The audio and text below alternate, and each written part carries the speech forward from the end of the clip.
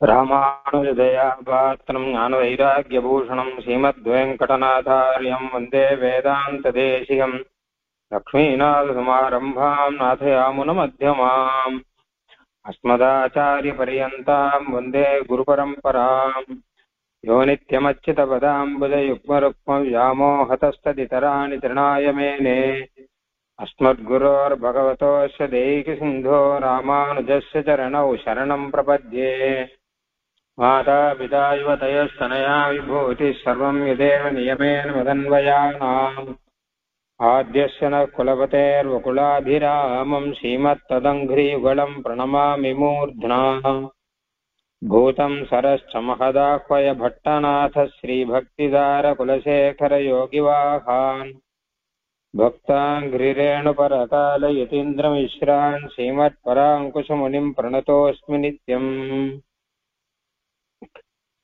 कलयामि कलिध्वंसं कविं लोकदिवाकरम् यस्य गोभिप्रकाशाभिराविद्यं निहतं तमः வாழி பரகாலன் வாழி கலிகன்றி வாழி கொற்றையலோர் வாழ்வேந்தன் வாழியரோ மாயோனை வாழ்வழியால் மந்திரங்கொள் மங்கையர்கோன் தூயோன் சுடர்மானவேல் நெஞ்சுக்கு இருள் கடி தீபம் அடங்கா நெடும்பிறவி நஞ்சுக்கு நல்ல அமுதம் தமிழ் நன்னூல் துறைகள் அஞ்சு கிழக்கியம் ஆரணசாரம் பரசமய பஞ்சு கணலின் பொறி பரகாலன் பனுவல்களே எங்கள் கதியே ராமானுசமுனியே சங்கை கடித்தாண்ட தவராதா பொங்கு புகழ் மங்கையர்கோன் இந்த மறையாயிரம் அனைத்தும் தொங்கு மனம் நீ எனக்கு பரகால நாயகியாக இருக்கக்கூடியவர் திருவங்கியாழ்வார். நாயிகா பாவத்திலே தன் நிலைமையும் மறந்து மயக்கத்திலே இருக்கக்கூடியவர். அவருடைய நிலைமையை அவருடைய திருத்தாயாரானவர் எடுத்துச் சொல்லுகிறார் என்பதாக பாசுரங்கள். திருநெடுந்தாண்டகத்திலே 12வது பாசுரம் இப்பொழுது பார்க்கணும். 11வது பாசுரத்திலே நாயகியினுடைய நிலைமை எப்படி இருந்தது அப்படின்னா, அதிகமாக வார்த்தையே சொல்ல மாட்டாள் நாயகி. அங்க சொன்ன வார்த்தையே ஒரே வார்த்தை தான். என்ன, எம்பெருமான் திருவரங்கம் எங்கே என்னும் அப்படின்னு ஒரு வார்த்தை மட்டும்தான் சொல்லியிருக்கார். பட்டொடுக்கும் அயர்த்திறங்கும் பாவை பேனாள் அப்படின்னு அவளுடைய நிலைமையெல்லாம் எடுத்து சொன்ன தாயார், இவள் எப்பொழுதாவது கண் தெளிந்து மயக்கம் தெளிந்து இருந்தால் அப்போ பேசுகிற வார்த்தை எம்பெருமான் திருவரங்கம் எங்கே அப்படின்னு கேட்கிறார். அதுலயும் எம்பெருமான் அப்படின்னு மட்டும்தான் சொல்லுகிறாள். வேற முழு பெயரையும் சொல்லல. என் நாயகன் அப்படிங்கிற அர்த்தத்திலே எம்பெருமான் அப்படின்னு மட்டும் சொல்றான். அப்படியானால் யாரை நினைத்துக் கொண்டு இவள் சொல்லுகிறாள்? இவளை இந்த நிலைமைக்கு ஆக்கினவன் யார் அப்படிங்கிறதை கட்டுவீச்சையிடம் கேட்கிறார்கள். குரத்தியிடம், குறி சொல்பவர்களிடம். அவள் மெய்யே தான் சொல்லுவாளாம். மெய்யே சொல் அப்படிங்கிறா. அவ பொய் சொல்ல வேண்டிய அவசியம் இல்லையே. அதனால மெய்யே சொல்ல வேண்டியவள் அவள். கடல் வண்ணர் இது செய்தார் அப்படின்னு அழகா சொல்லிட்டான். அதை தாயார் எடுத்து சொல்றார். கடல் வண்ணர் இது செய்தால் காப்பாராரே அப்படின்னு. இந்த நாயகியானவர் அதை கேட்டுக்கொண்டிருந்தார். ஓ, அம்மாவுக்கு விஷயம் தெரிஞ்சிருக்கு. கடல் வண்ணருடைய திருநாமத்தை அம்மா சொல்ல ஆரம்பிச்சுட்டா. அதனால நாயகி அடுத்த பாசுரத்திலே இன்னும் 2 திருநாமத்தை சேர்த்து சொல்லலாம் அப்படிங்கிறதாக ஆரம்பிக்கிற போல இருக்கு. மெதுவாக இன்னொரு திருநாமத்தை சொல்லலாம். அதுக்கு அடுத்த பாசுரை பல திருநாமங்கள். இதற்கு அடுத்த பாசுரம் ஒண்ணு இருக்கு. கல்லெடுத்து கல்மாரி காத்தா என்றும் காமரு பூங்கச்சி ஊரகத்தா என்றும் வில்லிருத்து மெல்லியல் தோல் தோய்ந்தா என்றும் வெக்காவையில் துயில மருந்த வேந்தே என்றும் அப்படிலாம் ஒரே திருநாமமாகவே வரப்போகுது. அதனால 11வது பாட்டுல இருக்கிறத காட்டிலும் 12வது பாசுரம் சொல்லும் பொழுது கொஞ்சம் ஞானம் வந்திருக்கு என்பதாக தெரிகிறது. ஏன்னா தோழி கிட்ட மெதுவா பேசுகிறாள். அணியரங்கம் ஆடுதுமோ தோழி என்னும் அப்படின்னு அந்த நிலையிலே நாயகி இருக்கிறாள். அதை இப்போ தாயார் எடுத்து சொல்கிறார். போன பாசுரத்தினுடைய விவரணமாகத்தான், அதனுடைய விரிவாகத்தான் இந்த பாசுரம் இருக்கு. அந்த நாயகியினுடைய நிலைமையை இன்னும் நன்றாக எடுத்து சொல்லி அவள் என்ன சொல்லுகிறாள் அப்படிங்கிறதையும் எடுத்து சொல்லி தாயாரானவர் இப்படி எல்லாம் இவள் நடந்து கொள்வதற்கு காரணம் என்ன அப்படின்னு கேட்டா என்னுடைய பாபம்தான் காரணம் என்பதாக சொல்லுகிறார். நெஞ்சுருகி கண் பணிப்ப நிற்கும் சோறும் நெடுதுயிர்க்கும் உண்டறியாள் உறக்கம் பேனாள் நஞ்சரவில் துயிலமர்ந்த நம்பி என்னும் வம்பாம் பூவழாலி மைந்தா என்றும் அஞ்சிரைய புட்கொடியே ஆடும் பாடும் அணியரங்கம் ஆடுதுமோ தோழி என்னும் என் சிறகின் கீழ் அடங்கா பெண்ணை பெற்றேன் இருநிலத்தோர் பழிபடைத்தேன் எல்லே பாவமே.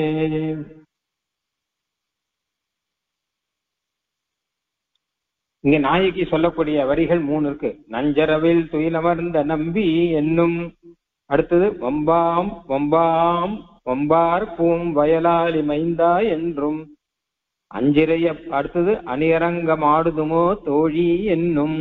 போன பாசுரத்துல ஒரே ஒரு வார்த்தை, இந்த பாசுரத்துல 3 வார்த்தை, அடுத்த பாசுரத்துல 6 வார்த்தை என்பதாக வரப்போகிறது. கொஞ்சம் கொஞ்சமாக நாயகிக்கு உணர்த்தி, அதாவது ஞானம் வந்து கொண்டிருக்கிற, மயக்க நிலை தெளிந்து நல்ல நிலையிலே பேசக்கூடிய நிலையிலே அவள் ஆய்கொண்டிருக்கிறாள் அப்படின்னு அர்த்தம். அவளுடைய நிலைமை எப்பவுமே பேசிக் கொண்டிருக்கிறாள் அப்படிங்கிறது கிடையாது. நடுவுல நிறைய மயக்கம், வருத்தம், இது எல்லாமே கூட சேர்ந்திருக்க. முன்னாடி சொன்ன மாதிரி நெஞ்சுருகி கண் பணிப்ப நிற்கும்.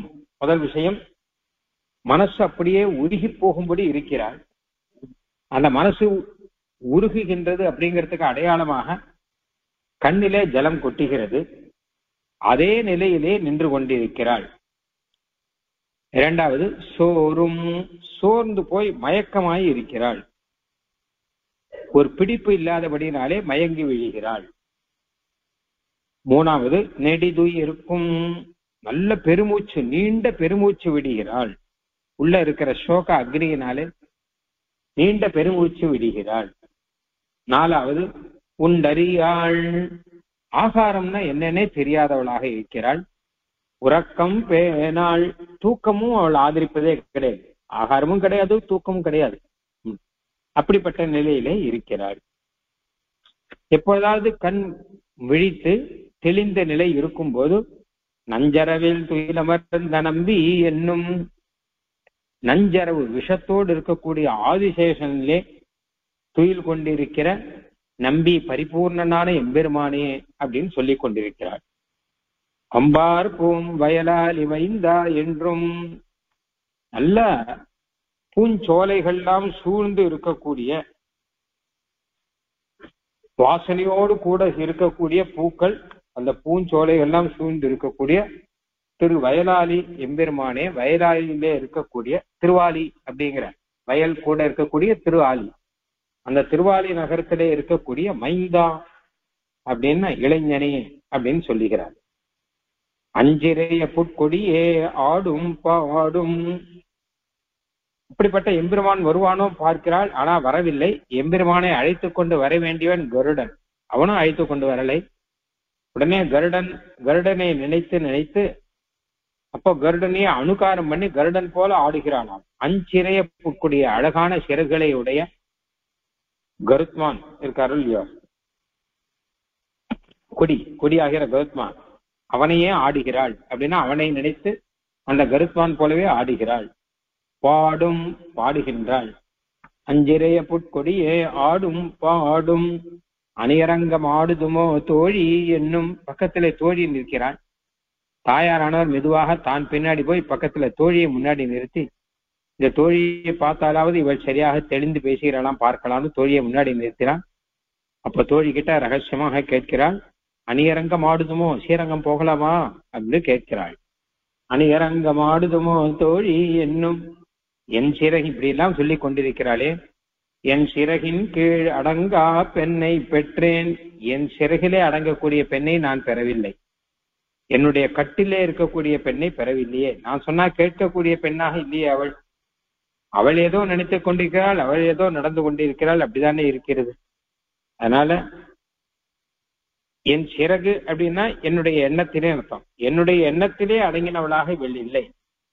இருநிலைத்தோர் பழிபடைத்தேன், இந்த நிலத்துல, இந்த பூமியிலே இவளை பெற்றதனாலே நான் படிபடைத்தேன். ஏ பாவமே, இது பாவம்தானே. இவள் மேல தோஷம் சொல்லி பிரயோஜனம் இல்லை. அது என்னுடைய தோஷம். இவள் இப்படி கஷ்டப்பட அதை நான் பார்த்து கொண்டிருக்க வேண்டும் என்பதாக என்னுடைய பாவம்தான் இதுக்கெல்லாம் காரணம் என்பதாக தாயார் சொல்லுகிறார். நெஞ்சுருகி கண் பணிப்ப நிற்கும் சோறும் நெடுதுயிர்க்கும் உண்டறியாள் உறக்கம் பேனாள் அஞ்சரவில் துயிலமர்ந்த நம்பி என்னும் அம்பான் பூம் வயலாளி மைந்தா என்றும் அஞ்சிறைய புட்கொடியே ஆடும் பாடும் அணியரங்கமாடுதுமோ தோழி என்னும் என் சிறகின் கீழடங்கா பெண்ணை பெற்றேன் இருநிலத்தோர் பழிபடைத்தேன் ஏ பாவமே. இப்போ மெதுவாக ஒன்னொன்னா பார்க்கலாம். நிறைய பாவங்கள் இருக்கிறது. நெஞ்சுருகி கண் பணிப்ப நிற்கும், நெஞ்சு உருகும்படியாக, நெஞ்சு உருகி மனசு அப்படியே உருகி போறதாம். எம்பெருமானை நினைத்து நினைத்து மனசு உருகுகிறது. கண்ணிலே ஜலம் இருக்கு, அப்படியே நின்று கொண்டிருக்கிறாள் அப்படின்னு அர்த்தம். மனசு போய் உருகுமா? உருகக்கூடிய வஸ்துன்னு சில வஸ்து லோகத்துல இருக்கு. எது உருகும் அப்படின்னா மெழுகு உருகும், ஜலம் உருகும். ஜலம் பனி கட்டி இருந்து வச்சுக்கோங்களேன், அது உருகும். மெழுகுத்திரி மெழுகு விளக்கு இருந்ததுன்னா அப்போ சூடுனாலே அந்த மெழுகுத்திரியானது உருகும். தங்கமானது ரொம்ப சூடாக்கினா உருகும். இப்படி எல்லாம் தான் நம்ம பார்த்துருக்கோம். மனசுங்கிறது உருகக்கூடிய வஸ்து இல்லையே அப்படின்னா மனசு உருகிறதுக்கு காரணம் என்ன பார்க்கணும். இந்த மெழுகெல்லாம் உருகிறது இல்லையா, அதுக்கெல்லாம் காரணம் என்னன்னு கேட்டா தீ தான் காரணம். வெளியில நெருப்பு பட்டதுன்னா மெழுகு உருகும், பனிக்கட்டி உருகும். எல்லாம் ஒரு அக்னி சகாசத்திலே நெருப்பு இருக்கிற அப்படின்னால எல்லாம் உருகிறது. அந்த அளவு நெருப்பு இவளுக்குள்ள இருக்கான். சோகாக்னி, எம்பெருமானை பிரிந்து சோகத்தினாலே அந்த நெருப்பு உள்ளுக்குள்ள இருக்கிறபடினாலே இவன் மனசும் கூட கரையும்படியாக அந்த நெருப்பு இருக்கு. விரகாக்னின்னு வச்சுக்கோங்க. எம்பெருமானை பிரிந்த விரகாக்னியினாலே கடைசியில மனசும் உருக ஆரம்பிச்சிருக்கு. மனசும் உருகிற வஸ்து இல்லை, உருகக்கூடிய வஸ்து இல்லை. ஆனாலும் இந்த விரகாக்னி அப்படி இருக்கிறது அப்படிங்கிறத காண்பிப்பதற்காக மனசு உருகுகிறது அப்படின்னு சொல்றார். உண்மையில மனசுக்கு உருகக்கூடிய தன்மை உண்டு. அதுக்கு ஏத்த மாதிரி உருகணும். உருகலைன்னு வச்சுக்கோங்க, அது நல்ல மனசு இல்லைன்னு அர்த்தம். மரங்கள் போல் வலிய நெஞ்ச வஞ்சனேன் நெஞ்சு தன்னால் அரங்கனாக்கு ஆட்செய்யாதே அழியத்தேன் அயர்கின்றேனேங்கிற தொண்டரிப்படியாழ்வார். மனசே நீ என்ன மரமா, உனக்கு உருக தெரியாதா? மனசுங்கிறது வெண்ண மாதிரி இருக்கணும் போல, அது உருகணும். அது உருகினால் எம்பெருமானை நன்றாக அனுபவிக்க முடியும். அது இரும்பு போல இருந்தா இரும்பு போல் வலிய நெஞ்சம் இறையறை உருகும் வண்ணம் அப்படின்னு ஆழ்வாரே சொல்றாரு. மனசு இரும்பு போல, மனசு கல்லு போல, மனசு மரம் போல இப்படி எல்லாம் இருந்ததுன்னா அப்போ பகவத் அனுபவம் அப்படிங்கிறது அதுல வர முடியாது. அதனால்தான் மனசு வெண்ணெய் போல உருகக்கூடிய ஒரு பண்டமாக மனசு இருக்கணுமா. பகவானுக்காக அது உருகி இருக்கணும் அப்படின்னு பகவத் விஷயத்திலே அதிகமாக ஈடுபட்டு அது தன் நிலைமையை மறந்து போகும்படியாக இருக்கணும் அப்படின்னு அர்த்தம். இரும்பு போல் வலிய நெஞ்சம் இரு இறை உருகும் வண்ணம். பகவான் அப்படி இருக்கார். நம்ம மனசையும் உருக்கும்படியாக பகவான் நீராய் உருகும் என் ஆவி அப்படின்னு மடல்ல வரும். அந்த மாதிரி மனசையும் உருக்கும்படியாக எம்பெருமான் இருக்கும்போது அந்த எம்பெருமானை பார்த்தும் மனசு உருகல அப்படின்னா அப்புறம் அது மனசே இல்லை, அது மனுஷனுடைய மனசு இல்ல, அது ஏதோ இரும்பு அப்படின்னு வச்சுக்கணுமா. ஆஹா, அந்த ரீதியில இப்போ எம்பெருமானுடைய ஒரு சம்பந்தத்தினால அந்த எம்பெருமானுடைய சம்பந்தம் ஒரு பக்கம், இன்னொரு பக்கம் அந்த சம்பந்தம் கிடைக்கல. விரக அக்னியினாலே லௌகிக அக்னிக்கு எப்படி பதார்த்தங்கள் உருகுகிறதோ அந்த மாதிரி விரக அக்னிக்கு இது உருகுகிறது அப்படின்னு ஆச்சு. நெஞ்சு உருகி கண் பணிப்ப, மனசு உருகுகிறதுங்கிறதுக்கு அடையாளம் கண் பணிப்ப, கண்ணிலே ஜலம் பெருக அப்படின்னு அர்த்தம். அந்த உள்ளுக்குள்ள இருக்கக்கூடிய அந்த மனசு உருகும் போது உள்ள இருக்கக்கூடிய கஷ்டமானது வெளியில தெரியக்கூடிய இடம், அது கண்ணாலே வெளியில வருகிறது அப்படின்னா. நிற்கும் சோறும் அப்படியே நிற்கிறா, பிரம பிடிச்ச மாதிரி நிற்கிறான்னு அர்த்தம். நெஞ்சுருகி கண் பணிப்ப நிற்கும், மனசு உருகி கண்ணெல்லாம் ஜலம் கொட்ட அப்படியே நின்றுட்டு இருக்காள். பிரம்ம பிடித்த மாதிரி நிற்கிறாள். என்ன செய்யணும் என்ன செய்யக்கூடாதுன்னு தெரியாமல் சில பேர் அப்படியே நின்றுட்டு இருப்பா இல்லையா, அந்த மாதிரி நின்றுட்டு இருக்கான். பொதுவாக மனுஷர்கள்லாம் ஏதாவது செஞ்சுட்டே தான் இருப்பான். இப்படி பார்ப்பான், அப்படி பார்ப்பான், இந்த பக்கம் பார்ப்பான், பின்பக்கம் பார்ப்பான், என்ன செய்யலாம் பார்ப்பான், அப்படிதானே இருக்கும். அதெல்லாம் இல்லாமல் ஏதோ வைத்தகன் வாங்காமல் எங்கேயோ பார்த்துட்டு இருக்கா, மனசுல யாரையோ நினைச்சுட்டு இருக்கா, அப்படியே நின்று கொண்டிருக்கிறாள். அதான் நிற்கும் அப்படின்னு. நெஞ்சுருகி கண் பணிப்ப நிற்கும். அதுக்கப்புறம் சோறும் நிக்க முடியாது. இவ்வளவு நாள் தான் நிக்கிறது. ஒன்னும் நாம நிக்கணும்னா நாமானபடியே நாம நிக்கணும், இல்ல பகவானை பிடிச்சிட்டு நிக்கணும். ரெண்டும் இல்லை. நாம நிக்கிறோம் வச்சுக்கோங்க, நாமானபடியில நாம நிக்கிறோம். நம்மளுடைய நிலைமை நமக்கு தெரியும், அதனால நாம நிக்கிறோம். ஆனா அவள் தன் நிலைமையை மறந்துட்டா, நெஞ்செல்லாம் உருக ஆரம்பிச்சிருக்கு. அப்ப இவளை நிக்கணும்னா ஒரு பிடிப்பு வேணும். அதுக்கு பகவான் தான் பிடிப்பு. அந்த பகவானும் இல்லை. அப்ப என்ன ஆகும் கேட்டா, சோறும் மயங்கி கீழே விழுந்து விடுகிறாள் அப்படின்னு ஆயிடுச்சு. அதெல்லாம் நிற்கிறாள். அடுத்தது மயங்கி கீழே விழுகிறாள். நெஞ்சுருகி கண் பணிப்ப நிற்கும். நிற்பதே ஒரு விஷயமா சொல்ற இங்க. அப்படியே பிரமைப்படுத்தி நின்று கொண்டிருக்கிறாளே அப்படின்னு. இது ஒரு அர்த்தம் அப்படிங்கிற பெரியாச்சம்பிள்ளை. இது ஒரு பெரிய விஷயம் அப்படின்னு அர்த்தம். எப்படின்னு கேட்டா, சத்ரு குணோனந்தர ஸ்திதா என்ன கடவுதீரே. ஸ்ரீமத் ராமாயணத்துல சத்ருகுணன் நின்றுட்டு இருக்கார் அப்படின்னு வருதுதான். சத்ருகுணை பத்தி நமக்கே தெரியும். மகாபாகவத சேஷர் என்ன ஆச்சு அப்படின்னு கேட்டா, பரதாழ்வான் வந்திருக்காரு இப்போ அயோத்தியாவுக்கு. மாமா கிரகத்திலேருந்து பரதாழ்வான் அயோத்திக்கு வந்திருக்கார். அங்க இவ அம்மா கைகேயி பண்ண கூத்து, இவரை கூட்டி உனக்கு தான் ராஜ்யம் அப்படின்னு சொன்னது, அதெல்லாம் அவருக்கு பொறுக்கல. அதனால ஒவ்வொன்னு அழ ஆரம்பிச்சுட்டேன். கீழ் விழுந்து தரையில விழுந்து அழற மாதிரி அழற. எங்கிட்ட போய் இப்படி எல்லாம் சொல்றாங்களே, பெருமாள் ராமனை பார்க்கணுமே அப்படின்னு சொல்லிட்டு பரதாழ்வான் கதறுகிறார். வேலலாப்ப அப்படின்னு வரும். ஓன்னு வாயை விட்டே அழற. பெருமாள் ரகசியமா எல்லாம் சொல்லல, என்னப்பா இப்படி பண்ணிட்டாங்களே அப்படின்லாம் சொல்லல. அவருக்கு ஏதோ கோடிக்கணக்கான சொத்து பறி போன மாதிரி அழற. அப்படி என்ன சொத்து பறி போச்சு? பெருமாளுடைய சேஷத்துவம் அப்படிங்கிறத அவருக்கு பறி போயிடுச்சு. அதனால கீழே வந்து அழுதுன்னு இருக்காரு. பரதாழ்வான் அழற பார்த்துட்டு சத்ருக்ன ஆழ்வான் அவர் என்ன பண்ணார்னா, அப்படியே நிக்கிறார். என்ன பண்றதுன்னு தெரியல. ஏன் அப்படியே நிக்கிறார்னா, என்ன பண்றதுன்னு தெரியாமல் தான் அப்படி நிக்கிறார். இவனுடைய பிரலாபத்தை தவிர்க்க மாட்டான், பெருமாளை அழைக்க மாட்டான், ஸ்தப்தனாய் நின்றான் அப்படிங்கிற அழகா பெரியவாச்சம்பிள்ளை. உடனே ஓடி போய் பரதாழ்வானுடைய அழுகையெல்லாம் தொடைத்து, கண்ணை தொடைத்து, அழ வேண்டாம் அழ வேண்டாம் அண்ணா, நீங்க அழ வேண்டாம் அப்படின்லாம் சொல்லணும் முடியும். அது செய்ய மாட்டான். ஏன்னா பரதாழ்வான் சத்ருகாழ்வானுக்கு சுவாமியம் பாகவத சேஷத்துவத்துல இருக்க. அவர் அழறாருன்னா ஏதோ ஒரு காரியத்தினால தானே அழறார். அதாவது சேஷத்துவம் போயிட்டு தானே அழறார். அந்த விஷயம் இவருக்கு தெரியும் முடியும். அதனால அவரை போய் நீ இது பண்ணாத அது பண்ணாத அப்படின்னு சொல்லக்கூடிய அளவு உரிமையெல்லாம் இவருக்கு கிடையாது. அவர் என்ன பண்ணாலும் அதில் அடங்கி இருக்கக்கூடியவர் இவர். மாமாவத்துக்கு போனார், திரும்பி வானா வந்தார். பரதாழ்வானுடைய சோக துக்கத்திலே அடங்கி, சுக துக்கத்திலே அடங்கி இருக்கிறவர். அப்படி கட்சா ஆறுதல் சொல்றது அப்படிலாம் எதுவும் கிடையாது. அதனால இவர் போய் ஆறுதல்லாம் சொல்ல மாட்டார். சரி வேண்டாம், பெருமாளை அழைக்கிறதுக்கு ஏற்பாடு பண்ணலாமே, இவர் அழுதுன்னு இருக்க, பரதாழ்வானுக்கு நல்லது பண்ணலாம், பெருமாளை அழிச்சுன்னு வரலாமே அப்படின்னா, பெருமாளை அழைக்க மாட்டான். இவர் அழைக்க மாட்டார். இவருக்கு பெருமாள் 2ஆம் பட்சம் தான். சத்ருகன் பரதாழ்வான் நன்னா இருக்கணும் தான் முக்கியமே தவிர பெருமாளை அழைக்க மாட்டார். பெருமாளை எப்போ அழைப்பார்? பரதாழ்வான் அழைக்க போகும்போது கூட போவார். பரதாழ்வான் திரும்பி வரும்போது கூட வருவாரே தவிர, நீரும் நான் போய் அழிச்சுன்னு வரேன் அப்படின்னு சொல்லிட்டு ஒரு சுவாதந்திரத்தை, ஒரு உரிமையை எடுத்துக்கொண்டு போக மாட்டார். அப்ப என்ன பண்றதுன்னு தெரியல. அதே சமயத்துல அடுத்து என்ன பண்ணலாம் அப்படின்னா ஒன்னும் தெரியல. பெருமாளையும் கூட்டின்னு வர மாட்டார், பரதனையும் ஆசுவாசம் பண்ண மாட்டார்.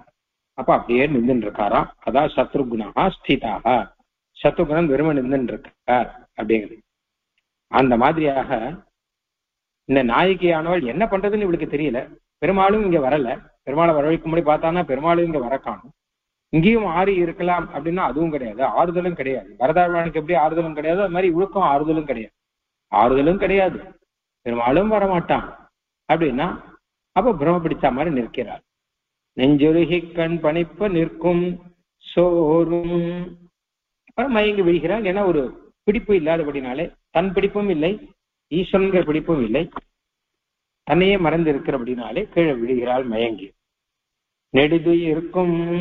அடுத்து உள்ளுக்குள்ள அந்த சோக அக்னி இருக்கிறபடினால பெருமூச்சு விடுகிறாள் அப்படின்னு அர்த்தம். நெடிது அப்படின்னா நெடுமூச்சு, உயிர்க்கும் நெடுமூச்சு விடுகிறாள்.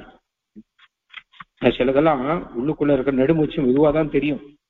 உள்ளுக்குள்ள எவ்வளவு கஷ்டம் இருக்குங்கிறது ஒரு பெரிய நெடுமூச்சு விடும் போது தெரியும். அது வரைக்கும் தெரியாது. சட்டு ஒரு விறகு கட்டை இருக்குன்னு வச்சுக்கோங்களேன். விறகு கட்டைக்குள்ள தீ பிடிச்சுன்னா உள்ள இருக்கிற தீ முதல்ல தெரியாது. அதுக்கப்புறம் திடீர்னு ஒரு பக்கமாக அந்த புகை வர ஆரம்பிக்கும். அப்பதான் உள்ள தீ இருக்கோ அப்படிங்கிறது தெரியும். அந்த மாதிரி இவளுக்கு உள்ளுக்குள்ள இருக்கக்கூடிய விரக அக்னி அப்படிங்கிறது இத்தனால் தெரியாம இருந்தது. இவருடைய பெருமூச்சை பார்க்கும்போது தகந்தி விஸ்வாசை விரக்ஷவத் பல்லவதாரிணா அப்படின்னு, எப்படியானால் இவருடைய மூச்சு காத்து பட்டுதுன்னா எல்லாம் பக்கத்துல இருக்கிறதெல்லாம் வாடி போயிடுமா. அந்த மாதிரி ஒரு நெடுமூச்சு விடுகிறார். பிராட்டியானவள் எப்படி விரக அக்னியினாலே அசோகவனத்தையே எரிக்கும்படி இருந்ததோ, ஹனுமான் அசோகவனத்தையே எரிச்சுட்டார். அப்ப சீதாயா ஸ்தேஜசா தக்தாங்கிறார். சீதை தான் எரிச்சார்னார், ஏன்னா அவருடைய அக்னி. அந்த மாதிரியாக இவளுடைய விரக அக்னி இவள் நெடுமூச்சு விட்டு அந்த நெடுமூச்சினாலே பக்கத்துல இருக்கக்கூடிய மரங்களை எல்லாம் கூட அது தகிக்கும்படியா இருக்கான். நெடுது இருக்கும் உண்டறியாள் உறக்கம் பேனாள். அது மட்டுமல்ல, ஆகாரம் இல்லை, தூக்கம் இல்லை அப்படின்னு அப்படி அந்த நிலைமையிலே இருக்கிறாள். உண்டு அறியாள், சாப்பிடலே இல்லை, சாப்பாடு என்னங்கிறதே மறந்துட்டாளாம். அப்படின்னா என்ன அப்படிங்கிறா, அந்த அளவு ஆயிடுது. உறக்கம் பேனாள், தூங்கலே அப்படின்னு மாத்திரம் இல்லை, தூக்கம்னா என்ன அப்படின்னு சொல்ற அளவு அவளுக்கு அந்த அளவு உறக்கமும் தூக்கமும் ரெண்டும் மறந்து விட்டது அப்படின்னு. முன்னாடி எல்லாம் சாப்பிட்டு இருந்தவள் தானே. முன்னாடி ஊனும் உறக்கமும் இருந்து, பொதுவாக யாரா இருந்தாலும் ஊனும் உறக்கமும் வேணுமே, சாப்பாடும் உறக்கமும் இல்லாமல் இருக்க முடியாது. அப்படின்னா இவளுடைய ஊனும் உறக்கமும் போலே காணும் நமக்கு உத்தேசியம். எம்பெருமான் கூட இருந்தான்னு வச்சுக்கோங்க, அப்போ ஊனும் உறக்கமும் இருக்கும். அதாவது என்ன கேட்டான்னா, இவள் சாப்பிடுதல் அப்படின்னா என்ன அர்த்தம்னா பகவானுடைய திருநாமத்தை சொல்லி சாப்பிடுதல். இவள் உறங்குதல் அப்படின்னா பகவானுடைய திருநாமத்தை சொல்லி உறங்குதல். அப்படிதான் இருக்கணும். ஆனா இப்ப பகவத் வியோகத்துல பகவான் கூட இல்லாதபடினால அப்ப ஊனும் வேண்டாம் உறக்கமும் வேண்டாம் அப்படிங்கிற நிலையில இருக்கா. பகவானோட சேர்ந்து இருந்து வச்சுக்கோங்க, இந்தன்னை பாடி பறை கொண்டு யாம்பரும் சம்மானம் அப்படின்னு சொல்லி, அப்போ பார்ச்சோறு மூடனை பெய்து முழங்கி வரிவாரான்னு நாச்சியார் சொல்றாரு இல்லையா. உன்னோட சேர்ந்து இருந்தேன்னா அப்போ பார்ச்சோறு மூடனை பெய்து முழங்கி வழிவார அப்படின்னு ஊன் தேவை, உறக்கம் தேவை, எல்லாம் தேவை. உன்னை விட்டு பிரிந்து இருக்கும் பொழுது அப்போ ஊன் இல்லை உறக்கம் இல்லை அப்படிங்கிற நிலை வந்திருக்கான். பொதுவாக ஆழ்வார் அழகா சொல்றார், உண்ணானால் பசியாவதொன்று இல்லை ஓவாதே நமோ நாராயணா என்று என்னானாலும். சாப்பிடாத நாள், ஊன் இல்லாத நாள் எப்படின்னா என்ன கேட்டா, பகவான் நாமத்தை சொல்லாத நாள் தான் ஊன் இல்லாத நாள்ங்கிற அவர்.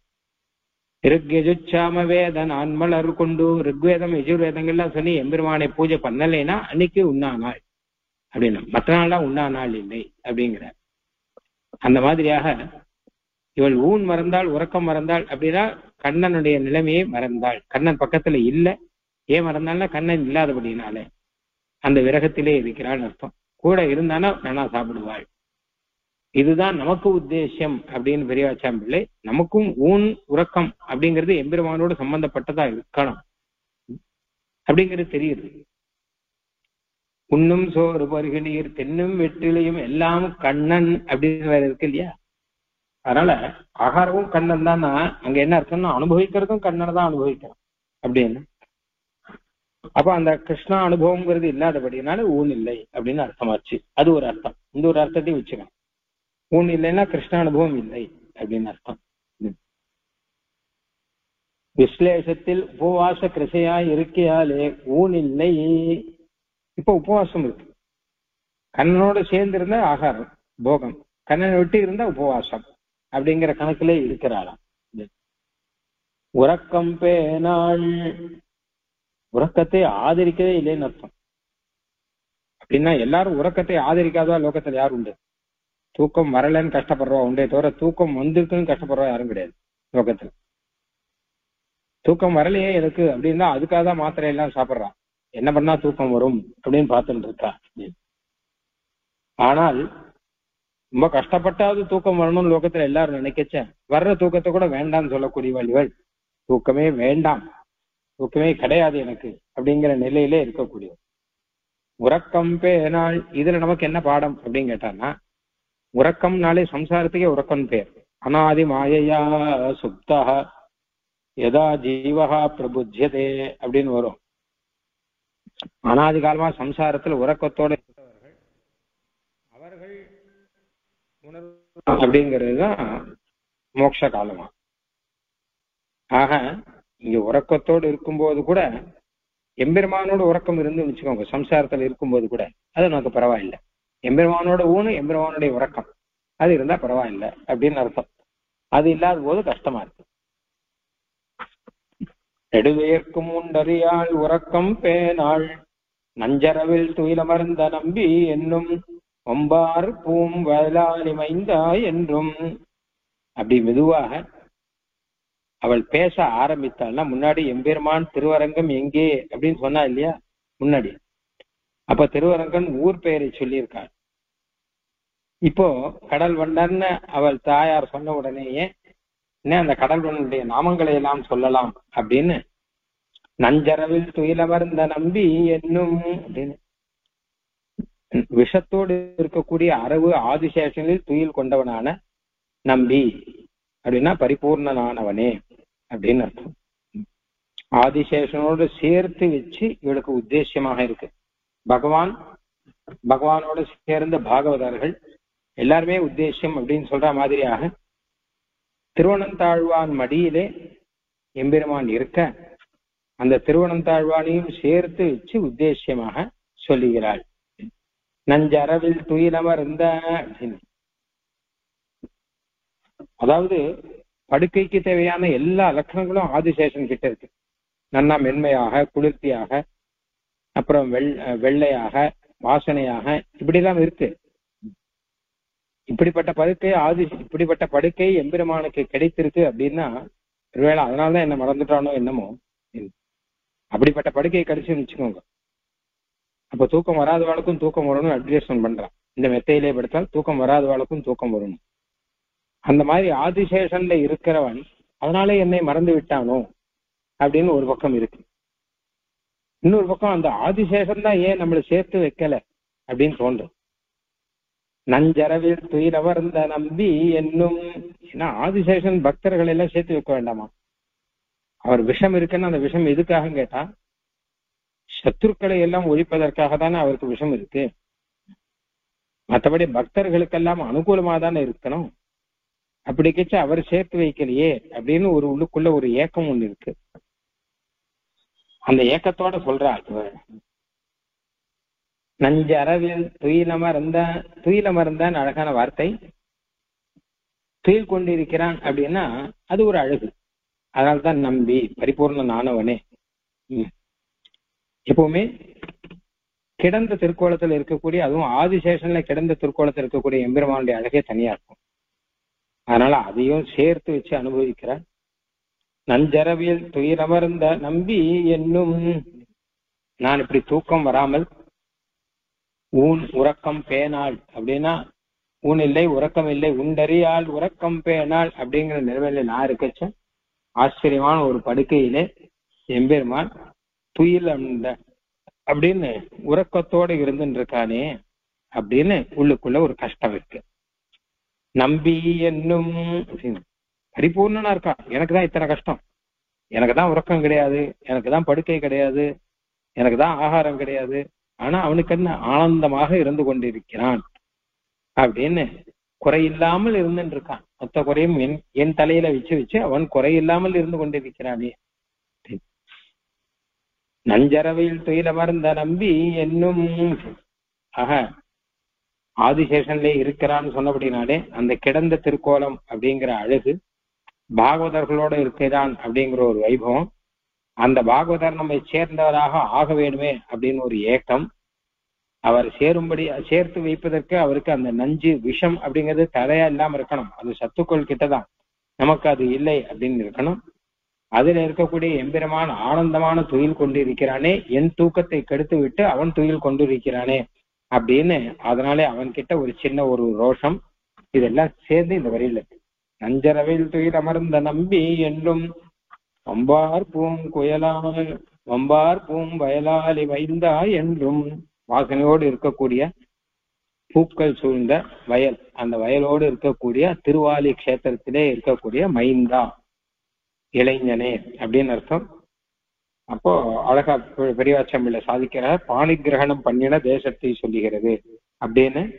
திருவங்கையாழ்வார் நாயிகா பாவத்தில் இருக்கும்போது நாயகனாக இருக்கக்கூடியவன் அந்த வயலாளி மணவாளன் அப்படின்னு இருக்கக்கூடிய அந்த மணவாள பெருமான் தானே. அதனாலே அந்த பாணிகிரகணம் பண்ணின இடமா, அது பாணிகிரகணம் பண்ணின பெருமாள், பாணிகிரகம் பண்ணின இடம் அதை சொல்லுகிறது. வம்பார் பூம் அப்படின்னு அழகான பூக்கள்லாம் இருக்கு அப்படின்னா, எம்பெருமான் எப்படி ரொம்ப அழகா இருக்கானோ, ரொம்ப யௌவனத்தோட இருக்கானோ, அந்த யௌவனத்தோடு சேரும்படியான நித்திய யௌவனத்தோடு இருக்கக்கூடிய நித்திய வசந்தமாக இருக்கக்கூடிய அந்த பூந்தோட்டங்களை சொல்லுகிறது. ஆக எனக்கு ஆகாரம் இல்லாம நான் கஷ்டப்பட்டு இருக்கச்ச, ஆகாரம் மாத்திரம் இல்ல, பல போக்கிய வஸ்துக்கள் நல்ல பூக்கள் எல்லாம் சேர்ந்து எம்பெருமான் அந்த திவ்ய தேசத்திலே அழகா இருக்கான். வம்பார் பூம் வயலாலே வைந்தா என்றும், அதிலும் மைந்தாவாக இருக்கான், இளைஞனாக இருக்கான். அவன் தன்னுடைய அழகான திருமேனியை காண்பித்து என்னை வசீகரித்தான். வயலாளி மனவாளன் தானே வந்து இந்த ஆழ்வாரை வசீகரித்தான். அப்படிப்பட்டவன் இன்னைக்கு நான் வாடினேன் அப்படின்னு சொல்லும்படியாக என்னை வாட வைத்து விட்டு அவன் ஆனந்தமா இருக்கிறானே. அன்னைக்கு என்னை வசீகரித்தது எதற்காக? இன்னைக்கு என்னை கைவிடணுங்கிறதுக்காக அன்னைக்கு வசீகரித்தானா அப்படின்னு அந்த ரீதியிலே சொல்றார்.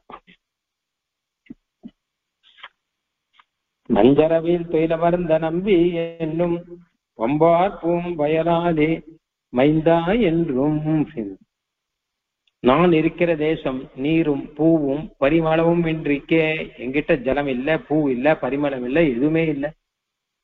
ஆனால் அவனுக்கு இருக்கக்கூடிய தேசம் அப்படியெல்லாம் விசேஷமாக இருக்கிறதே அப்படின்னு அர்த்தம். அஞ்சிறைய புட்கொடியே ஆடும் பாடும், அழகா கருத்மானை சொல்லுகிறார். ஏன்னா பாணிகிரகணம் விவாகம்னு ஆச்சுன்னா விவாகம் பண்ணி வைக்கக்கூடியவர் அவர் தான், விஸ்வாமித்திரர் மாதிரியாம். எப்படியானால் பிராட்டிக்கும் பெருமாளுக்கும் விவாகம் பண்ணி வைக்கிறதுக்காக விஸ்வாமித்திர பெருமாளை ஐஷன் வந்தாரோ, அந்த மாதிரி இந்த மணவாளனை ஐஷன் வர வேண்டியவர் கருத்மான் தான். அவர் தானே எம்பெருமானை அழைத்து கொண்டு வந்து என்னோடு சேர்த்து வைக்கணும். அப்படிப்பட்ட கருத்மான் தன்னுடைய அழகான சிறகையெல்லாம் விரித்து எம்பெருமானை தான் தாங்கி கொண்டு தூரத்திலே வந்து என்னை ஆஸ்வாசம் கொடுத்து கிட்ட வந்து பெருமாளையும் என்னையும் சேர்த்து வைப்பானா அப்படின்னு பாக்குறான். ஆனா சேர்த்து வைக்கல. கருத்மானுக்கு தான் அந்த ஒரு வைபவம் உண்டு. தூரத்துல இருக்கும் போதே கருத்மான் தெரிவார் இல்லையா, அந்த மாதிரி தூரத்துல இருக்கும் போதே கருத்மான் தெரிஞ்சாருன்னா போறோம். அதை நினைச்சு நான் ஆஸ்வாசத்தோட இருப்பேன், அதே உத்தேசமா இருக்கும் எனக்கு. ஆனால் அப்படிப்பட்ட பெரிய திருவடியான கருத்மான் ஆனவர் வரவில்லையே. அதை நினைத்து பார்த்தால் அவன் வரவில்லையே அப்படிங்கிறபடினால அந்த கருத்மானை போல தானே அனுகாரம் பண்ணுகிறார் அப்படின்னு. கருத்மான் எப்படி வருவார் அப்படிங்கிறத அவ கருத்தான் வரா மாதிரியே தானும் வந்து காமிக்கிறாளாம் இந்த நாயகியானவர். அஞ்சிறைய புட்கொடியே ஆடும், அஞ்சிறைய அழகான செருகளை உடைய புட்கொடி, கருத்மான் ஆகிற கொடி போல ஆடுவாள். கொடியில கருத்மான் எப்படி ஆடுறாள், அதே மாதிரி இவள் அபிநயத்தாலே ஆடிக்கொண்டிருக்கிறாள் கருத்மானை நினைத்து. ஏன்னா ஆதிசேஷன் சொல்லியாச்சு, ஆதிசேஷன் சேர்த்து வைக்கணும். அவர் சேர்த்து வைக்க வேண்டாம், அவர் சயனத்துல இருக்காருன்னா சரி இருக்கட்டும், படுக்கையா இருக்காருன்னா கருத்மானாவது சேர்த்து வைக்கணும். இவர்தான் ஆடுபவராச்சே, இவர்தான் எம்பெருமானை கொண்டு வருபவராச்சே. ஆஹா, அவர் வரக்கூடிய அழகும் பார்க்கணும் அப்படிங்கிற ககனச்சரன்னு சொல்ற மாதிரியாக ககனச்சர கனககிரி கரிமதர நிகமமய நிஜ கருட கருதன் இல்ல விஷவதர சரகதனா. எப்பவுமே கருத்மான்னு சொல்லச்ச சுவாமி தேசிகனுக்கு தனி வேகம் வந்துடும். கருட தண்டகம் பாருங்க இப்படி இருக்கு, கருட பஞ்சாசத்து இப்படி இருக்கும் தெரியுமா? அது ஒண்ணும் கருத்மானே பறந்து வர மாதிரி இருக்கும். ஒவ்வொரு ஸ்லோகம் 56 ஸ்லோகம் இருக்கு. அது மாதிரி கருட தண்டகம்னா கருத்மானே பறந்து வர மாதிரி இருக்கும். அது மாதிரி ரகுவீர் கத்தியத்திலையும் கருத்மான் வர இடத்த பார்த்தான்னா கருத்மானே பறந்து வர மாதிரி இருக்கு. கருத்மான் கிட்ட விசேஷ அனுபவம் தேசிகனுக்கு காரணம் என்னன்னு கேட்டா அவர் தான் ஆச்சாரியர். கருட மந்திரத்தை சுவாமி தேசிகன் ஜபம் பண்ண கருடன் தானே வந்து ஹைகிரி மந்திரத்தை உபதேசம் பண்ற. அதனால கருத்மான் ஒரு ஆச்சாரிய ஸ்தானத்திலையும் இருக்கார். தேசிகனை பொறுத்த வரைக்கும் நித்தியசூரி ஸ்தானம் மட்டும் இல்லாமல் ஆச்சாரிய ஸ்தானத்திலையும் கருத்மான் இருக்கார். அதனால விசேஷமா அனுபவிச்சு பாடின்னு இருக்கார் இவர். அஞ்சிரைய புட்கொடியே ஆடும் பாடும் அப்படின்னா தேசிகன் தான் சொல்லணும். ஏன்னா அவர் தானே கருத்மான பாடுறார். அந்த மாதிரி ரீதியில இவள் அஞ்சிரைய புட்கொடியே ஆடும். அஞ்சிரைய புட்கொடியே ஆடும்னா தேசியனுடைய ஸ்தோத்திரங்கள்லாம் ஆடும். கருட தண்டகம், கருட பஞ்சாசத்து, ககனச்சர முதலானது இதெல்லாம் அஞ்சிரைய புட்கொடியே ஆடும் பாடும் தேசிகனை. அஞ்சிரைய புட்கொடியே ஆடும் பாடும். கருத்மான் வரும்போதே எப்பவுமே கானம் கேட்குமா. ஸ்ரீமத் பாகவதத்தில் ஒரு விஷயம் வரும். கருத்மானுடைய சிறகுலி சிறகுலி பாவித்து அப்படிங்கிறார் ஆழ்வார். அந்த சிறகுலியே நமக்கு விசேஷம். அதுல சாமகானம் கேட்குமா. ஏன்னா சந்தோமயேன கருடேன சமுஹ்யமான வேதஸ்வரூபம் இல்லையோ அவர் கருத்மான்கிறவர்.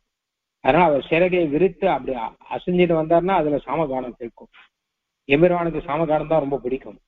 அதனால சாமகானத்தோட அவர் வந்து சேருவார். அந்த மாதிரி கருத்மானோட கூட கருத்மானை அனுகாரம் பண்ணா வச்சுக்கோங்க. கருத்மானை போல அப்படின்னா அப்ப ரெண்டு பண்ணணும். ஆடினா போறாது, ஆடவும் பாடணும். ஏன்னா அந்த ஒலி வேணும். அஞ்சிரைய பொற்கொடியே ஆடும் பாடும். இதெல்லாம் ரொம்ப முடியலன்னு வச்சுக்கோங்க. அப்ப கையில அபிநயம் பண்ணி காமிப்பா. வாயால பேச முடியலன்னா அப்போ என்ன பண்ணுவாங்க கேட்டா கையால அபிநயம் பண்ணுவாங்க. அந்த மாதிரி ரொம்ப தீர்த்தம் தாகம் இருக்கு, வாயால பேச முடியலன்னா கையால காமிக்கிறாள் தீர்த்தம் வேணும். அந்த மாதிரி வாயால பேச முடியாத நிலை வந்ததுன்னா அஞ்சிரைய பொற்கொடியே ஆடும் பாடும் அணியரங்கம் ஆடுதுமோ தோழி என்னும். உடனே திருத்தாயாரானவர் என்ன பண்ணா இவருடைய நிலைமையெல்லாம் பார்த்து, சரி நாம முன்னாடி இருந்தா இவள் இப்படிதான் இருப்பாள், நாம பின்னாடி போலாம். பின்னாடி போய் தோழியை கொண்டு போய் முன்னாடி நிறுத்தினார். தோழியோடாவது ஒரு நல்ல வார்த்தை இவள் சொல்றாளா அப்படின்னு.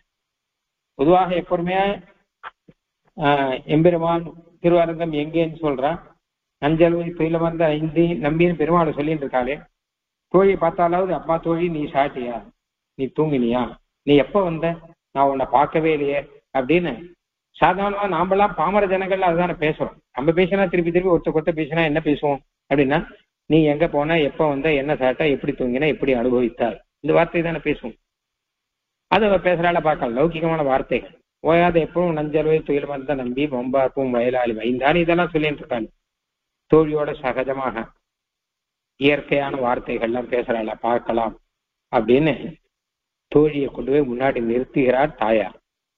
அப்ப தோழியை பார்த்த உடனே இவர் சொன்ன வார்த்தை தான் அணியரங்கம் ஆடுதுமோ தோழி என்னும் அப்படின்னு.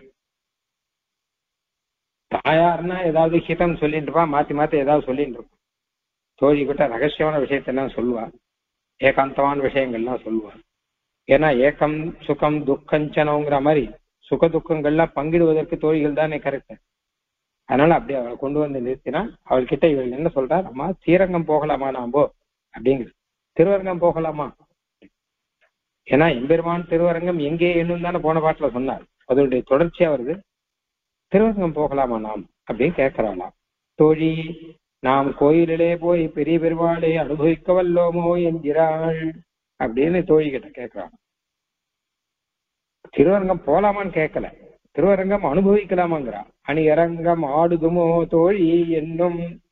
ஆடலாமா, நீ ஆடலாமான்னா அனுபவிக்கலாமான்னு அர்த்தம். நீராட்டம்னு சொல்றா இல்லையா, நீராட்டம்னா ஜலத்துல எப்படி ஜலத்தை அனுபவிச்சு உள்ளுக்குள்ள முழுகிறாளோ அந்த மாதிரி எம்பெருமான் கிட்ட முழுகிறது தான் எம்பெருமான் ஆட்டம். அது எம்பெருமானிடம் ஆடுகிறாள். ஏஷ பிரம்ம பிரவிஷ்டோஸ்மி கிரீஷ்மே சீதம் இவக்கிரதம். ஜலத்துல உள்ளுக்குள்ள முழுகிற மாதிரி பகவத் அனுபவத்திலே மூழ்கி இருக்கிறார்கள் அப்படின்னு சொல்வாளாம். அதான் பகவத் விஷயத்திலே நீராட்டம். அதைத்தான் ஆண்டாள் அடிக்கடி சொல்றார். திருப்பாயில முதல் பாட்டிலேயே நீராட போது வீணோ நேரிழின்னு சொல்றா இல்லையா. ரெண்டு அர்த்தம்.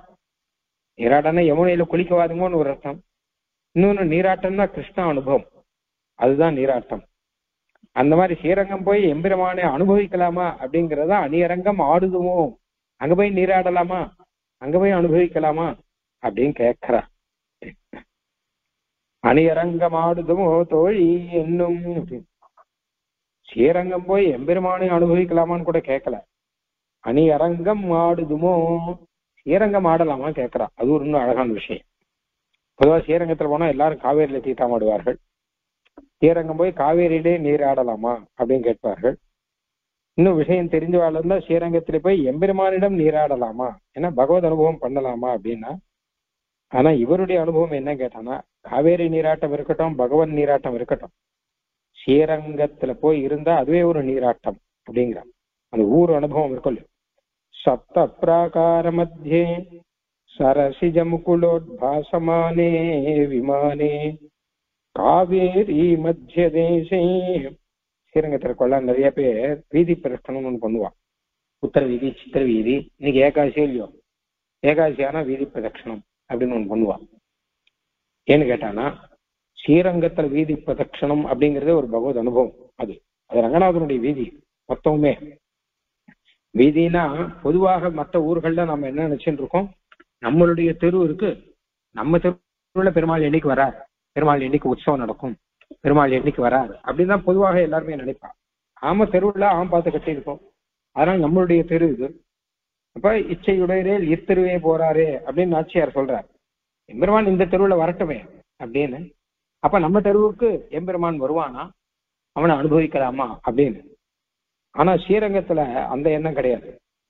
அங்க இருக்கக்கூடிய உத்தர வீதி, சித்திர வீதி மொத்தமே எம்பெருமானுடைய தெரு. அதுலதான் போய் நாம உட்காந்துருக்கோம். அப்படிதான் எல்லாருக்கும் எண்ணம். அதுவும் கோயிலை சேர்ந்ததுதான். உத்தர வீதி, சித்திர வீதி மொத்தமே கோயிலை சேர்ந்தது அப்படின்னு இன்னைக்கும் ரெக்கார்டு அப்படிதான் இருக்குங்கிறான். எல்லாமே ரங்கநாதனை சேர்ந்தது அப்படிதான் ரெக்கார்டு இருக்கு அப்படிங்கிறான். ஆனா ரங்கநாதன் என்ன பண்ணிருக்கான்னு கேட்டானா, அந்த திருவிழே இந்த பாகவதர்களை உட்காத்தி வைத்து, ஆச்சாரியர்களை உட்காத்தி வைத்து, பக்தர் பாகவதை சகல ஸ்ரீவைகுண்டத்தை எப்படி நித்திய சூரிகளோட இருக்கிறானோ அந்த மாதிரி ஸ்ரீரங்கத்துல இந்த கைங்கரியவர்களோட தாம் இருக்கலாம் அப்படின்னு இங்க வந்து இருக்கான். ஸ்ரீவைகுண்டத்துல எப்படி நித்திய சூரிகளோட இருக்காங்கிறதுக்கு ஒரு உதாரணமாகத்தானே இந்த பூலோக வைகுண்டத்துல இங்க கைங்கரியவர்களோடு கூட எம்பெருமான் இருந்துருக்கும். ஸ்ரீவைகுண்டம் மொத்தம் பெருமாளுடைய தானே, அங்க நித்திய சூரிகளை குடிபெயர்த்தி இருக்கான் இல்லையா, அந்த மாதிரி இங்கே இவர்களை குடிபெயர்த்தி எம்பெருமான் இவாளோட கூட இருக்கான். ஆக ஸ்ரீவைகுண்டம் போறதே எப்படி பரம பிராபியமோ அது மாதிரி ஸ்ரீரங்கம் போறதே பரம பிராபியம். பகவத் அனுபவம் இருக்கட்டும். முதல்ல ஸ்ரீரங்கம் ஆடலாமா, காவேரி ஆடுறது இருக்கட்டும், ரங்கநாதனை ஆடுவது இருக்கட்டும், ஸ்ரீரங்கத்தை ஆடலாமா அப்படின்னு சொல்றாராம். இவ்வூரில் புகுந்தாலே ஒரு மடுவில் புகுந்தால் போலே இருப்பது அப்படிங்கிறார். அல்ல, இந்த ஊருக்குள்ள வந்தாலே ஏன்னு கேட்டா, அனன்யார் ஹராய் அனன்ய போக்யராய் இருப்பா இருக்கு அப்படின்னு. ஸ்ரீரங்கத்துக்குள்ள போறதே ஒரு ஒரு நீராட போற மாதிரி இருக்கான். ஏன்னா அனர்யார்கள், அனன்ய போக்கியர், வேற போக்கியம் இல்லை, இதுதான் எம்பெருமான் தான் போக்கியம் அப்படின்லாம் இருக்கிறபடினால, அந்த எம்பெருமானுடைய ஊர் அது அப்படிங்கிறபடினால அந்த எம்பெருமான் அனுபவத்தை காட்டிலும் விசேஷமாக திருக்கோயிலே போய் அனுபவம் அப்படின்னு. அணியரங்கமாடு துமோ தோழி என்னும் நாம் போய் கோயிலிலே அனுபவித்து நம் முகம் பண்டு போலே செந்தரித்திருக்க நாம் காண்பது எப்போதோ இன்னும் தொழி வரையா ஸ்ரீரங்கம் ஆடலாமா அப்படின்னு சொல்லிச்சு. அந்த ஸ்ரீரங்கன் பேரை சொல்லிச்சு, இவ முகம் மலர்றதாம். இவளுக்கே அவள் தோழியோட போயிட்டு வந்தா எப்படி இருக்கும்னு நினைச்சு பாக்குறாளாம். அப்படியெல்லாம் சொல்லி கொண்டிருக்கிறாள். அடுத்து தாயார் சொல்றார், என் சிறகின் கீழடங்கா பெண்ணை பெற்றேன், இருநிலத்தோர் வழிபடைத்தேன் ஏ பாவமே. என் சிறகில் கீழ் அடங்காத பெண்ணை பெற்றேன். நான் பெற்று என்ன பிரயோஜனம்? என்னுடைய சிறகின் கீழே, அதாவது என்னுடைய நினைவிலே, என்னுடைய எண்ணத்தின் கீழே அடங்காமல் இருக்கிறாளே அவள். நான் என்னென்னமோ நினைச்சிருந்தது, ஆனால் எம்பெருமானே இவள் நினைத்துக் கொண்டு ஆசிரியன தசி, அதான் எம்பெருமானை போய் சேவிச்சுட்டு வான்னு சொன்னேன். நான் கைச்சுன்னு போனேன், பெருமாளை சேவிச்சுட்டு வந்தா ஸ்ரீரங்கம் போய். ஆனா அதுக்கப்புறம் இந்த நினைவு ஆகுமா அப்படிங்கிறது தெரியாதே. தொலைவெல்லி மங்கலம் போன கதையாயிடுத்த. இப்போ திருத்தொலைவெல்லி மங்கலத்திலே அந்த நாயகியை கூட்டின்னு போனா அதுக்கப்புறம் அந்த பெண்ணை எப்படி ஆனாலும் திருத்தாயார் சொல்லுகிறாள்.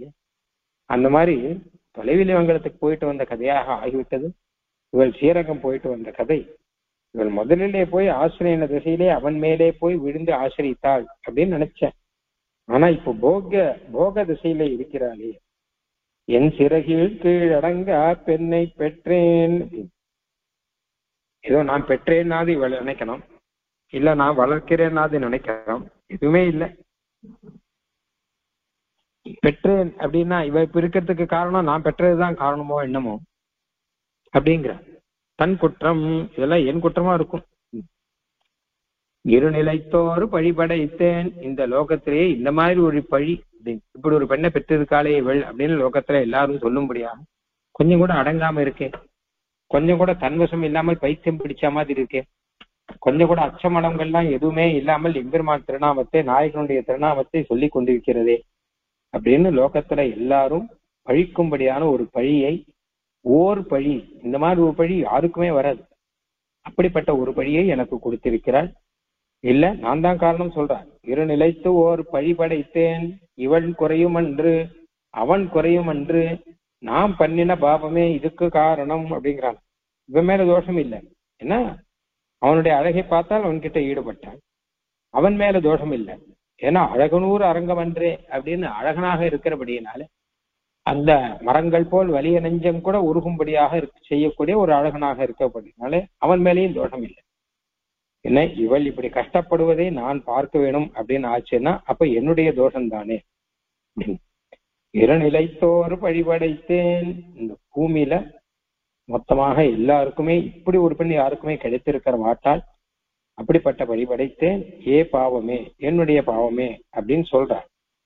என்னுடைய பாவமே அப்படின்னா அவளை தோஷம் சொல்லக்கூடாதுங்கிற அர்த்தத்துல நம் அந்தராயா நஜ மாதுரஸ்ய தோஷோ ந ராஜ்யோ நச்ச ராகவஸ்ய அனப்பிரவேசே ரகுநந்தனஸ்ய மத்பாபமேவாத்திர நிமித்தமாசின்னு பரதாழ்வான் சொன்ன மாதிரி ரொம்ப ரொம்ப சாத்விக பிரகதிகளாக இருக்கக்கூடியவர்கள் இருக்காளியோ அவர்கள் எல்லாம் தன்னுடைய பாவம் அப்படின்னு தான் நினைப்பார்கள்.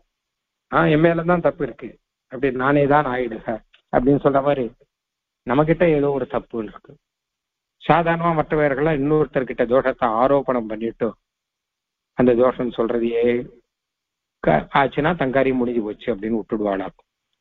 ஆனால் சாத்விகர்கள் தன்னுடைய தோஷம் எங்க இருக்கு அப்படிங்கிறதாக ஆராய்ஞ்சு பார்த்து கட்டாயம் தன்னுடைய தோஷம்தான் இதுக்கு மூல காரணம் அப்படிங்கிறதாக அவர்கள் நினைத்து கொண்டு போயாகலாம். இதுக்கு உதாரணம் யாருன்னா பரதாழ்வான் தான். பரதாழ்வான் காட்டுக்கு போனதுக்கு யாரு காரணம்னா லோகத்துல ஒருத்தரும் ஒவ்வொரு காரணங்கிறா. தசரதர் தான் காரணம்ன்றா, கைகேயி தான் காரணங்கிறா, இல்ல கூனி தான் காரணம்ங்கிறா.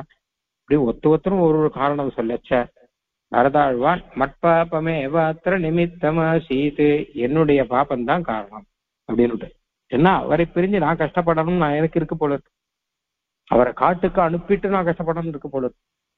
என் பேரு சொல்லிதானே காட்டுக்கு அனுப்பிச்சிருக்கா, இந்த பழி எனக்கு தானே, இந்த பழி கேட்கணும்னு எனக்கு இருக்கு போல இருக்கு. என்னுடைய பாபம் தான் எல்லாத்துக்கும் மூல காரணம், இல்லாட்டா எங்க அம்மா இப்படி செய்வாளா, இல்ல கூனி தானே சொல்லி கொடுத்தா அப்படிதான். கூனி சொல்றதுக்கும் என்னுடைய பாபம் தான் மூல காரணம், மூல காரணம் என்னுடைய பாபம் தான். இல்லாட்ட கூனி மாதிரி யாராவது இப்படி சொல்லுவாளா, குடும்பத்துல இந்த மாதிரியாக பிரச்சனை பண்ணும்படியாக பண்ணுவாளா. நமந்தராயா நச்சமாதுரஷாக, ஒரு விதத்துல பார்த்தா இவர்கள்லாம் சரியாதான் பண்ணியிருக்காங்க. கூனியானவள் தன்னுடைய எஜமானியான கைகேயிக்கு நல்லது சொல்றா, கைகேயானவள் தன் பிள்ளையான பரதனுக்கு நல்லது நினைச்சுட்டு இருக்கா. தசரதனானவர் சத்தியத்தை விடக்கூடாது அப்படிங்கிறத சத்திய பரிபாலனம் பண்ணணுங்கிறதுக்காக காட்டுக்கு அனுப்புறார். இதெல்லாம் சரியாதான் போயிட்டு இருக்கு. ராகவன் பெருமாள் மேலேயும் தோஷம் கிடையாது, அவரும் அப்பா சொன்னதை கேட்டாங்க. இதுல நான் தான் எந்த இடத்துலயுமே உருப்படியா இல்லாதவன் நான் தான் அப்படிங்கிற. அவ நல்லது பண்ணணும் பண்ணிருக்கா, யாருக்கு நல்லது பண்ணுவோ அவளுக்கு பண்ணிருக்கா. நான் யாருக்குமே எந்த நல்லதும் பண்ணல, கடைசியா மொத்த பேருக்கா சென்று கெட்டது பண்ணுவோம் நான் தான். தாமனை காட்டுக்கு அனுப்பிச்சதும் நான் தான், கூனியை சொல்ல பண்ணதும் நான் தான் மொத்தம். ஏன்னா எனக்காக தானே எல்லாம் நடக்குது. மட்பாப்பமே எவாத்திர நிமித்தமா சீது அப்படின்னு சொன்ன மாதிரியாக இங்கே தாயாரும் அதுதான் சொல்ற. இருநிலத்தோர் பழி படைத்தேன் ஏ பாவமே, இப்படி ஒரு பழியை நான் படைத்திருக்கிறேன், இது என் பாபம் தானே அப்படின்னு, இத்தனைக்கும் மூலம் என்னுடைய பாபம் தானே அப்படின்னு. இப்ப இந்த பாசுரத்திலும் முன்னாடி சொன்ன மாதிரியாக இத்தனையும் சொல்றாளே தவிர இங்க தன்னுடைய பெண் ஆனவள் அவளுக்கு லோக அபவாதம் வரக்கூடாதுங்கிறதுக்காக இத்தனையும் சொல்லுகிறாளே தவிர எம்பெருமானிடம் இவள் ஈடுபட்டு இருக்கிறாள் அப்படிங்கிறதுல தாயாருக்கு ஒரு விதத்துல சந்தோஷம் இருக்கு. வெளியில சொல்லச்சு இப்படி சொல்லுவார்கள் சில பேர், நான் என்ன பண்றது எல்லாம் என் பாப்போம் அப்படின்னு. இப்ப கூட சில பேர் பார்த்தான்னா ரொம்ப அலட்டிக்கிறாம ரொம்ப கஷ்டப்பட்டு சொல்ற மாதிரி சொல்லுவா. எங்க நாம சொன்னா கேட்கறதா என்ன, தன் பெண்ணை பத்தி சொல்றா. அம்மாவானவள் இந்த நவீன காலத்துல அம்மாவனால் தம் பெண்ணை பத்தி சொல்லிக்கிறார். எங்க நான் சொன்னா கேட்கறதானா? இந்த வேலைக்கெல்லாம் போக வேண்டாம் சொன்னா கேட்கறதானா? ஏதோ ஆபீஸா எங்கேயோ போயிட்டு இருக்கு, ராத்திரி 8 மணி 9 மணி ஆறுது வரத்துக்கு. கேட்டா அம்மா ஆபீஸ்ல அவ்வளோ காரியம் இருக்குமா அப்படிங்கிறது, ஆபீஸே இவதான் தலையாளு தாங்குறாளா அப்படிலாம் சொல்லிட்டு இருக்கு.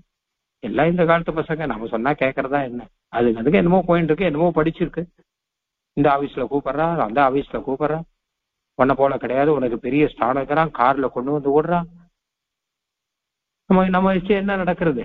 நம்ம இப்படி பார்த்துட்டு இருக்கோம் அப்படிங்கிறா. இந்த அம்மா வாழ்வாள் தன்னுடைய பெண்ணை நினைச்சு இவ கஷ்டப்படுறாளா இல்ல பெருமையா சொல்றாளா கண்டுபிடிக்கிறதே கஷ்டம்.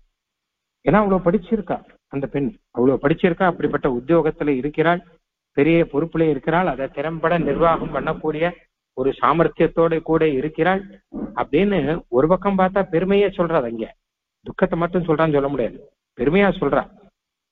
அதே சமயம் நம்ம சொன்னா கேட்கறதா இருந்தா ராத்திரி 8 மணிக்கு வருது 9 மணிக்கு வருது அப்படின்னு சொல்லிட்டு ஒரு பக்கம் அதுவும் இருக்கு இல்லையா? அந்த மாதிரிதான் இந்த திருத்தாயார் வார்த்தை இந்த இடத்துல நஞ்சரவில் துயிலமர்ந்த வேந்தே அப்படிலாம் சொல்லச்சு. நஞ்சரவில் துயிலமர்ந்த நம்பி அப்படிலாம் சொல்றா என் பெண் அப்படின்னு எம்பெருமானுடைய திருநாமத்தை தான் சொல்லிட்டு இருக்கா அப்படின்னு அதை சொல்லும்போது கௌரவமா சொல்றான். ஆனால் என் சிறகின் கீழடங்கா, ஆனா உலோகாபாதம் ஒன்று இருக்கொள்ளியோ, ஊர் அப்பாதுன்னு ஒன்று இருக்கொள்ளியோ, அதுக்காக என் சிறகின் கீழடங்கா பெண்ணை பெற்றேன், இருநிலைத்தோர் வழிபடைத்தேன் ஏபாவமே, நெஞ்சுருகி கண் வனிப்பனுக்கும் சோறும் நெடுதீர்க்கும் உண்டறியாள் உறக்கம் பேனாள் நஞ்சரவில் துயிலமர்ந்த நம்பி என்னும் அம்பார் பூம் வயலாளி மைந்தாய் என்னும் அஞ்சிறைய புட்குடியே ஆடும் பாடும் அணியரங்கமாடுதுமோ தோழி என்னும் என் சிறகின் கீழடங்கா பெண்ணை பெற்றேன், இருநிலைத்தோர் வழிபடைத்தேன் ஏ பாவமே. இப்படியே சொல்ல ஆரம்பிச்சவன் இங்கே 2-3 வரி சொன்னாள் நாயகியானவள். அடுத்த பாசுரத்திலே எம்பெருமானுடைய திவ்ய தேசங்களை எல்லாம் சொல்லி எம்பெருமானுடைய அந்த விபவ அவதார வைபவங்களை எல்லாம் சொல்லி ஓயாமல் அரற்றி கொண்டிருக்கிறாள் அப்படிங்கிற விஷயத்தை நாம் அடுத்த 13வது பாசுரத்திலே பார்க்கலாம். ஆழ்வார் எம்பெருமானார் தேசிகன் திருவடிகளே சரணம்.